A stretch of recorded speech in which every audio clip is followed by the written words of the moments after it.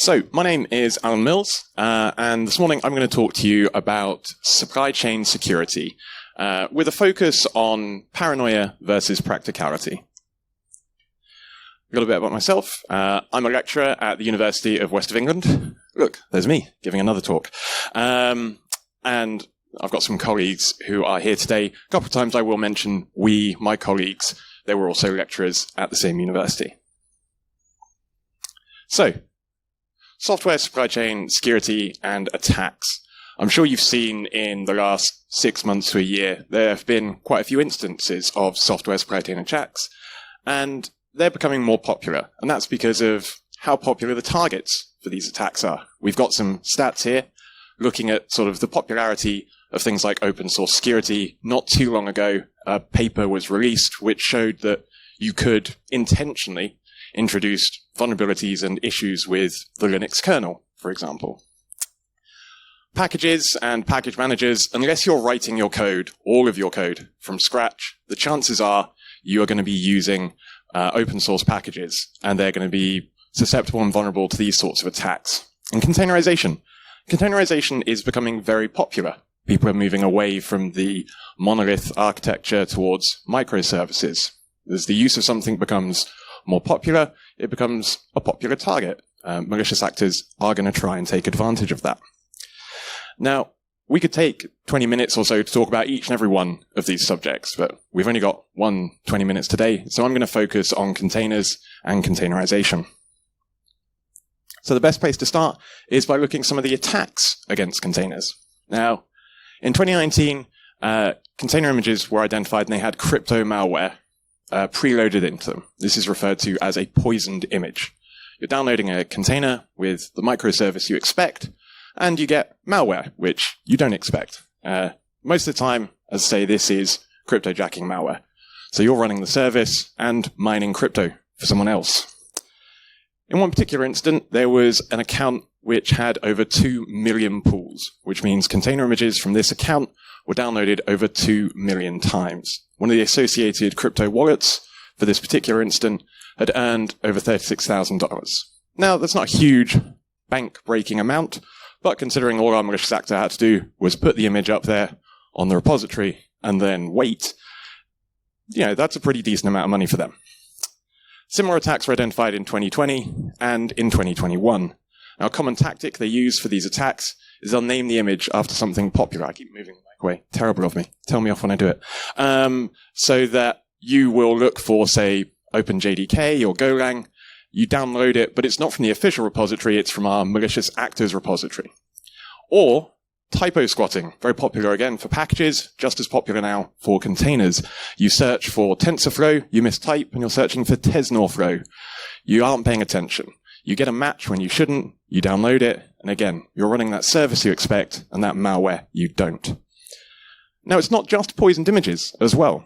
There have been instances of crypto malware actually attacking and infecting running microservices. So it could be that you download the actual TensorFlow from the original legitimate repository. It's a perfectly safe image, but if it has security vulnerabilities in it, then they can be exploited, they can be used, your microservice can be infected with malware, or worse still, up until that point, your infrastructure might have been relatively secure. And now there's a hole in that infrastructure. It can be used as a foothold to pivot and attack.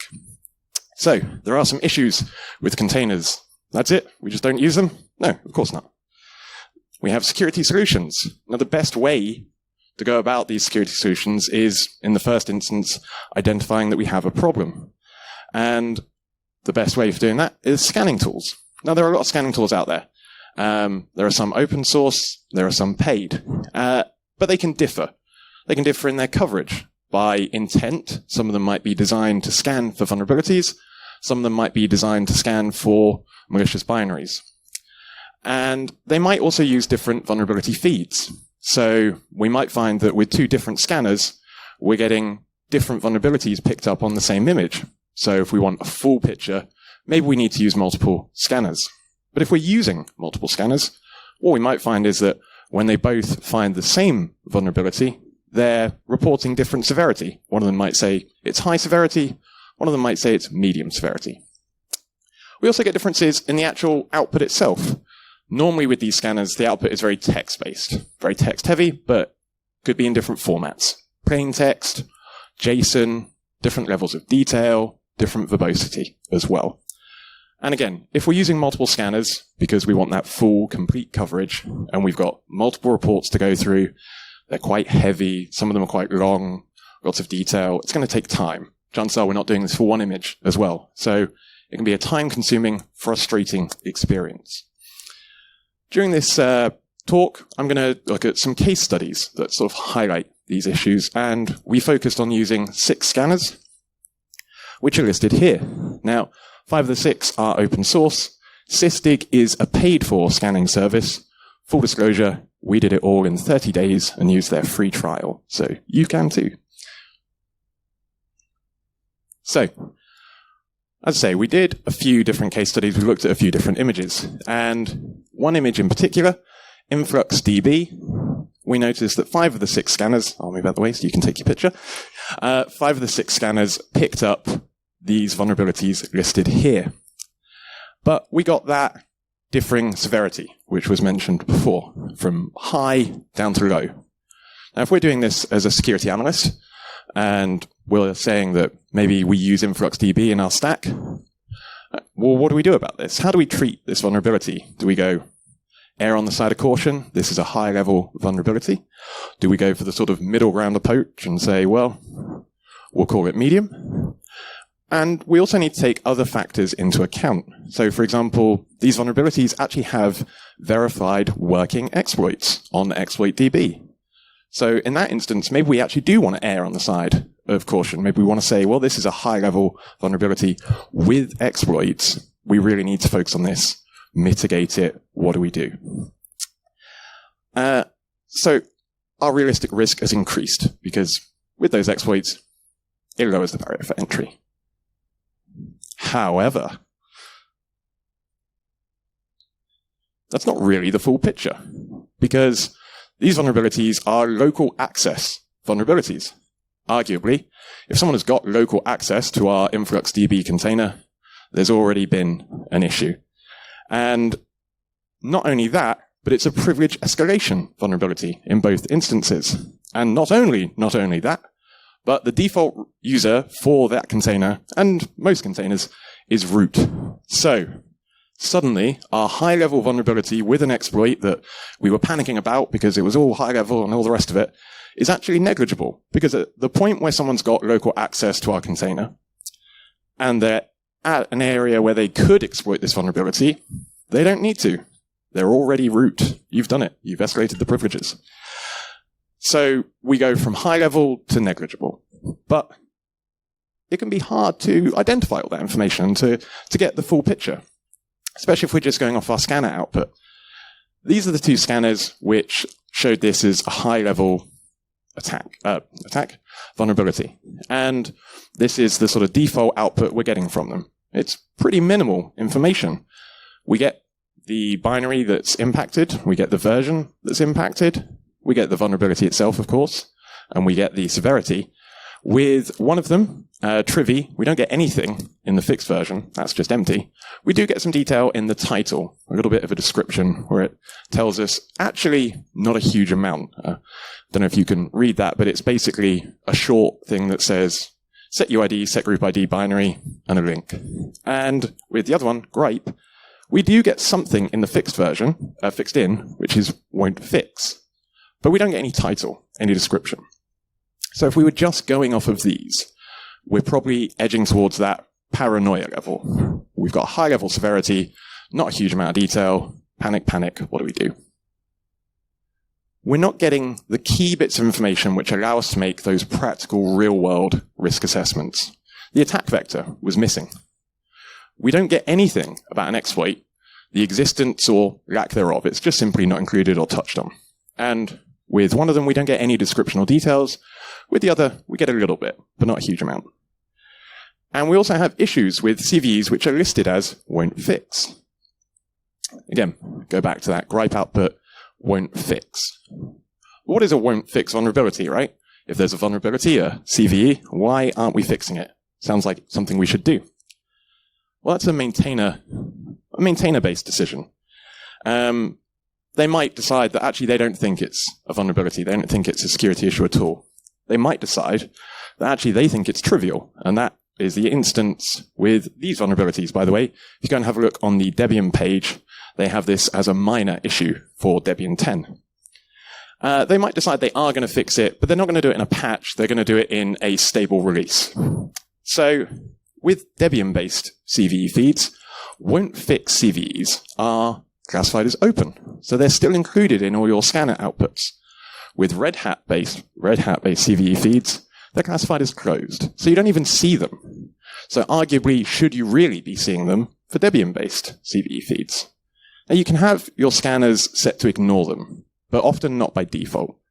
And part of the issue is, if you don't know what a Wont Fix CVE is, or you don't know about the existence of them, for example, Trivy doesn't tell you it's Wont Fix, it's just empty, then the chances are you're not going to look for the option to ignore it because you don't even know that you need to. You don't know that there's something there to be ignored. So you end up going away doing all this cross-referencing, all this research, looking at vulnerabilities, very time-consuming. And this is where we come to the we and the colleagues, we wanted to create a framework that would help address these issues, amongst others. What we wanted as well was something with a nice visual report and output. We wanted to use multiple scanners for that complete coverage. As we mentioned before, sometimes if you use one or two scanners, you're not going to get the full picture. And we wanted it to be easy to disseminate. And we wanted the data sort of out of the bag to include all the relevant real-world risk assessment pieces that you're going to need. Things like the attack vector, the attack severity, if an exploit exists on ExploitDB. And we wanted to flip the Wont Fix sort of situation. So by default, we actually don't show a Wont Fix vulnerability, but you have the option there to show and highlight them. And we're just going to have a quick look at some visual outputs from these frameworks. So, the lighting in here isn't great. You probably can't see this too well. But nonetheless, if you could, you would be able to see a node diagram. Around the outside are vulnerabilities with lots of different shapes and colors. The shapes indicate the attack vector. A cross is remote, a diamond is local, a hash is reserved, and a triangle is something that's not a CVE. So GitHub Security Advisory, Red Hat Security Advisory, something like that. Different colors as well. So we have a color scale for the severity. Gray is negligible, green is low, yellow is middle, medium even, orange is high, and red is critical. In the middle, we have circles. The circles are the packages. The big circle in the middle is the container image itself. Now, the vulnerability markers also can either be open, which indicates the vulnerability exists, but we haven't found an exploit on ExploitDB, filled in, which means the vulnerability exists and an exploit exists on ExploitDB, or, and as is the instance with this particular output, when you're showing those Wont Fix CVEs, you have a little dot in the middle of your marker. So you've chosen to show them, you've made that decision, but you still want them to be visually different from the other vulnerabilities so you can still easily identify them. And that's how we do it. So in this instance, we've got the input from Gripe for another InfluxDB scanner. It sounds like I'm picking on them. I'm not. We did lots of different ones. And we can see there are 112 vulnerabilities, and this includes all of those Wont Fix. And it looks like we've got quite a few issues here. This is the default output, where we don't show those Wont Fix vulnerabilities. And we can see a drastic reduction in the number of vulnerabilities, and a drastic reduction as well in our overall severity picture. Previously, it was multicolored. Now, vast majority of these are negligible as well. And we had a particular binary highlighted in both of these. We're just going to focus in on that. And that was libc. When we're showing those Wont Fix, we had 22 vulnerabilities from negligible all the way up to critical. It looked awful. libc was so broken. But now, when we remove those Wont Fix, we've just got 7, and they're all negligible. Suddenly, we probably don't even need to worry about this. And that reduction was not just that one binary, but overall for the image, a reduction of around 53 CVEs. And we can see the breakdown of severity there as well. Now, The framework we use to put these together, part of it is called OGMA, and that is what produced the visualizations we've seen today. It's open source, it's available on GitHub, and it takes in multiple scanner feeds, but specifically the 6 scanners that we looked at today. Supply chain attacks are a growing concern, and as any sort of security area or part needs to be, there has to be a degree of healthy paranoia. But we don't want to go too far with that. We need to balance that practicality and that real-world risk. If you're just using scanning tools and the default scanning output, it can take time. You've got to go through multiple outputs. If there's not a huge amount of information, you've got to go and check those vulnerabilities. This high-level vulnerability, all I've got is the vulnerability ID and the fact that it's high severity. Go away, check it, find out it's local access, it's Wont Fix. You're doing that multiple times, over and over again, possibly for multiple images. It takes a lot of time, and you get that alert fatigue as well. You might miss something which is an actual vulnerability. That's where visualization tools like OGMA really come into their own. They can help to highlight that key detail that you need at a glance. You can see the attack severity, the attack vector. You can see the existence of an exploit. And if you want to see the full picture, including those Wont Fix CVEs, you can see them, but everything is visually shown in a way that makes it easy to separate, identify, and triage. And suddenly you don't need to go away, do all that research on your own, look into things on your own. You can just look at the visualization at a glance and say, right, that's what I need to focus on. I don't really care about high-level local access vulnerabilities, especially ones that aren't going to be fixed. Now, a bit of a shameless plug here. I've only touched very briefly on OGMA, and I'll be presenting this at the IEEE CSR at the end of the month, along with its counterpart, Borvo, which is an automated remediation tool. So not only are we identifying the vulnerabilities, we're trying to fix them as well. If you're already signed up for the conference, fantastic. If not, and you do sign up, maybe tell them about the fact that you heard it here. Maybe they'll send me some t-shirts, I don't know. But I will also have the paper in the conference proceedings as well, so you can read about the full OGMA and Borvo setup. We've got some case studies in there as well. Now, hopefully, almost. And there are links, of course. There are links for all of the attacks and the stats I mentioned at the start. And now, hopefully, if I've timed this right, I've got 2 minutes or so for questions.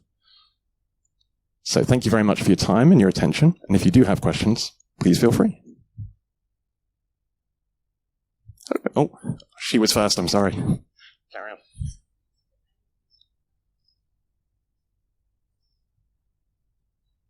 So in an entirely and the question for those, it's a pretty small room, but anyway, the question was, who's your end user and how do I see them using this? In a slightly selfish way, I was in part the end user. As well as being a lecturer, I also work for a company in their cybersecurity sector. The product is very heavily containerized, and I got very tired of going through multiple text-based outputs for the containers. So if you are, for example, involved in a company and your product uses a lot of microservices, maybe a cloud-in-a-box style product, that sort of end user, and using it in a way to just provide that sanity and that health checking, especially when it comes to government agencies, they're very interested in making sure the containers you give them aren't full of high-level, critical-level vulnerabilities. Often they don't actually care if it's local or remote, if it can or can't reasonably be exploited. They just simply have these sort of tick line things that say, well, there's a high-level vulnerability there, fix it. So that's the sort of end user I'm envisaging. The gentleman who had a question, yes.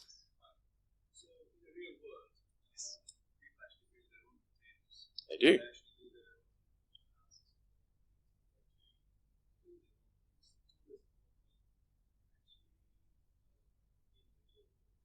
So if you're building your own container, then chances are you're putting it together from a base image, right? You're probably not going away and writing the base image yourself.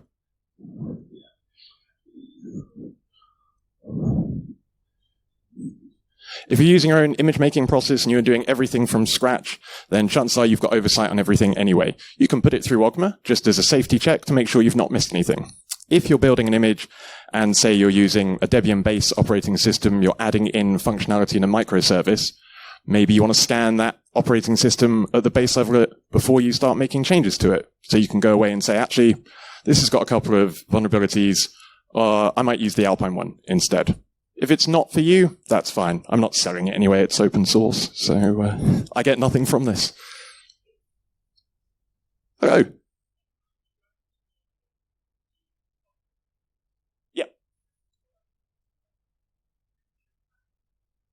Yes. So at the moment, one of the limitations is that it's largely based around identifying vulnerabilities based off of scanners that are given to it. And the only scanner that we listed here today, which scans for malware, and I've got to finish this and then I'm done, was Dagda. And Dagda, if anyone's aware of it or uses it, is open source, lots of issues, isn't actually stable. So that is something we need to consider. I'm told that's it. Time's up. No more questions, but feel free to grab me after this.